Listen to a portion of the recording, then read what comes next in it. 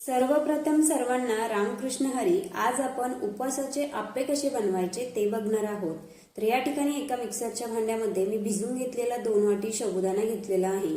1 वाटी भरून एवढी भगर घ्यायची आहे, ती मी अगोदरच पाण्यामध्ये थोडीशी भिजवून घेतलेली आहे। 2 वाट्या भरून एवढं आपल्याला यामध्ये पाणी टाकायचं आहे आणि याचं आपल्याला जाडसर असं मिश्रण बनवून घ्यायचं आहे। त्यामध्ये आपल्याला 3 चमचे भरून एवढा जाडसर शेंगदाण्याचा कूट टाकायचा आहे, थोडासा खाण्याचा सोडा आणि चवीनुसार मीठ टाकायचं आहे। त्यानंतर किसून घेतलेला एक बटाटा टाकायचा आहे। सर्व याला आपल्याला छान मिक्स करून घ्यायचं आहे। 5 मिनिटं हे आपल्याला असंच ठेवायचं आहे आणि त्यानंतर आप्पे पॅनला तेल लावून आपल्याला हे मिश्रण यामध्ये टाकून घ्यायचं आहे। थोड्या वेळ आपल्याला यावरतून झाकण ठेवायचं आहे। झाकण काढून घेतल्यानंतर याला आपल्याला बाजू पलटी करून घ्यायची आहे।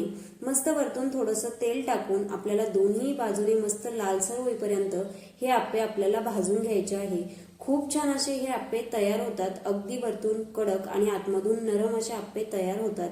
तर शेंगदाण्याच्या चटणीसोबत तुम्ही हे नक्कीच बनवून बघा, खूप छान लागतात।